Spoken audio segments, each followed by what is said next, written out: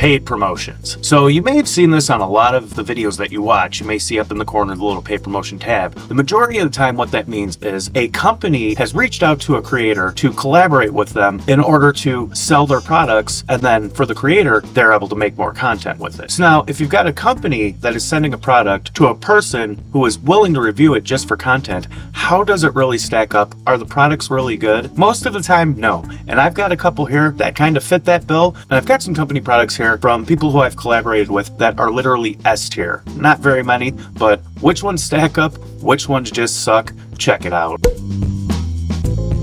All right, I've been looking forward to this one. So we're gonna go in order from the ones that I received first, meaning the older ones.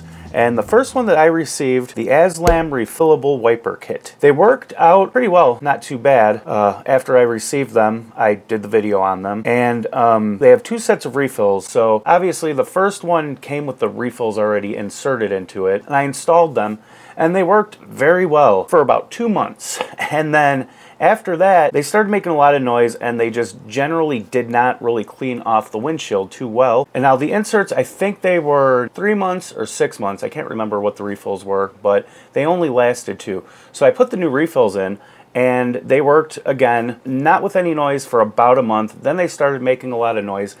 Then they just kind of started working subpar. They didn't really work very well at all. Now, the kind of gimmick with these windshield wipers is they kind of conform to your windshield, which a lot of wipers do, but they also have like a little spoiler, I guess, a little lip on it, which is supposed to increase the downforce when you're driving forward. And if that, you know, worked better the way they implemented it, I would suggest it and say that it was, you know, a good product. But this is one I would definitely pass up. My thing is you can go and probably pay close to the same price at one of the parts stores and get something that's going to work a lot longer. This is the second company that I actually brought in, Atoto, and they contacted me and asked me to do a video, or a couple videos actually, on the S8. And I had heard of Atoto before, so I actually was really excited about this one. So now we reviewed the S8, and I had it for 7 months. So I've been reviewing it for about 8 months. It took me a little while to get the video out, but I have had the most success with the Atoto. I love everything about it. The build quality, the functionality, the UI, everything with it is really, really good. And if you want to check it out, you can check out this video up here. But we just got in the X10 from Atoto, and that's the new flagship. So be sure to stick around for that, and that's probably going to be the next video coming up. So Atoto, literally anything from them, I definitely say grab it up, do not pass it up, and tell them that we sent you. So then next after that, we have the Lamtto RC13, which is a smart screen that can literally be mounted anywhere in your vehicle, and it does have a forward-facing dash cam, and it also comes with a reverse cam. And this I installed into my truck, and it worked very, very well. I took that out of the truck because I actually got this sent in from the next company who got a hold of me, and that was about 6 months ago. And the company that we're talking about now is PHILOSIN. Now, this was one of the weirdest experiences over emails that I've ever had. It was very, almost kind of seemed like a scam almost, to be honest with you at first. They contacted me, they said, hey, would you like to review this stereo? I sent back, yes, I would like to review it. Gave them the whole spiel like I always do. And they sent back, great, can we have your address? And I have a P.O. box, so I was like, sure, you know, I'm gonna do a really good video for you. So then the very next email they sent back was, okay, go ahead and place your order. We'll give you a 50% off code. And I was like, wait a minute, no, you said you're gonna send it to me, that's how it works. And then I review it, and then, you know, we go on our way. I told them, no, I can't do it. And they kind of like backed up. They're like, all right, okay, no, we'll send it. As far as coming down to the product, I think it's way too expensive for what it is. It is a 13.3-inch screen that actually rotates from landscape to portrait. I don't know why. And it's just so big. I mean, I don't really know any dashboard that it would really fit on and not hinder something like Event or controls for something else. As far as like functionality and how it works, it did freeze up on me one time, so I had to reset it. But that's about it. The sound quality is subpar. The speaker output is very, very low. I think if you're wanting to be flashy and you like to just spend money, it might be something you'd want to look into, but just such a niche. If you're trying to like flex, I guess, go for it. But like I said, for 99% of the people, I'd say pass it up. So now we got our next one. I've been reviewing for 4 months. They sent it in about 4 months ago. And this is the wonvon underseat subwoofer.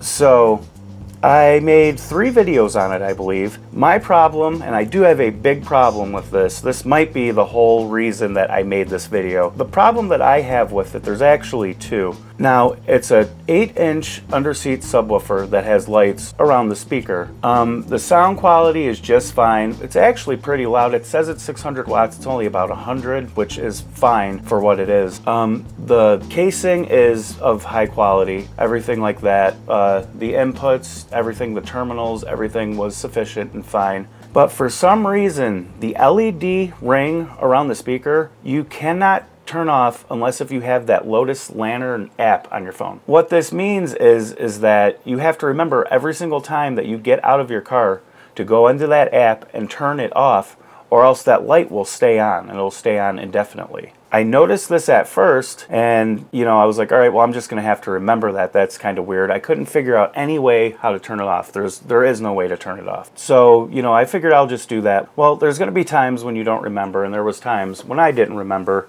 and it killed my battery. And it's colder out now, so, you know, that kind of sucked. So what I did was, I was like, all right, I'll just disconnect the ground wire. You know, I didn't want to disconnect the power wire because you don't want to have a live hot flailing around in, you know, the back of your car or whatever. So I did that, then I figured, you know, all right, that's fine. A couple days later, I go walking by the car and I look down and I noticed that the light's on. And I'm like, what? I pulled the... Well, anyways, it grabs ground through your RCA jacks, and there's no way to turn the light off. When I saw that, I completely pulled it out. There is another problem with that, and it is that it has this auto power off function, which is supposed to turn off the amplifier after it stops hearing music for a couple seconds, and it is completely broken. It does not work. I contacted them, they contacted me back and said, sent me a video of him plugging it in and the light came on, and I'm like, all right, we're not really communicating, you know, I can't really, you know, state my claim of what's happening. You know, I can't explain to them. Basically, what it is it's a copy-pasted design, which there's company A that makes a bunch of these subwoofers, and then company B will come in and then they will say, hey, can you make us so many of these such and such subwoofers? Can you put this wonvon name on it? And then we send them out. It's very common practice for a lot of products nowadays. I would suggest over this 100% that power acoustic that I reviewed. I will leave a card up there for it if you want to check that out. And I'm sorry, but it's absolute fail of a company. After that, we have Ancel, and Ancel is another one who I really, really like. Very, very enthusiastic company. First thing they sent me was a battery monitor, and I installed it on the Taurus, and then I installed it on the Roadmaster for my subwoofer setup, and it's worked just fine. I actually moved it back to the Taurus just because it's winter out to kind of monitor my battery, and it's worked absolutely awesome.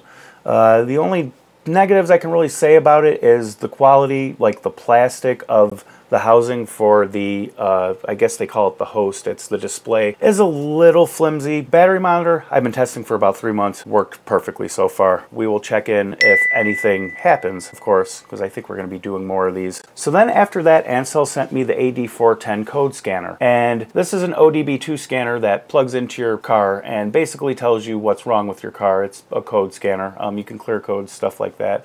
It has other functions than that, and for I think it was like $40 or $50, it's definitely a steal. The quality of that is definitely a lot better. It's made to be more rugged and can kind of take a little bit more abuse. I actually keep it in the Taurus with me. I have another one back there that I use, which is a little bit more comprehensive. That's an Innova. I was thinking about reviewing that one. Let me know what you think about that. I will review it if you want me to. So the Ancel AD410 is definitely, I would suggest any beginner or anybody really who has a vehicle to pick one of them up and to kind of study it and learn how to use it. All right, and so now the last thing that I just reviewed, which I can't really give a long term on it, we're going to have to stick around for, is the Auxito LED Q16 LED headlights. I actually put these into my Ford Taurus, and wow, what a difference. So if you're interested in seeing that, maybe you have halogen headlights or whatever type of headlights that are really not bright and dingy and dull, do like I did, check this video out, and I think it can help you a lot.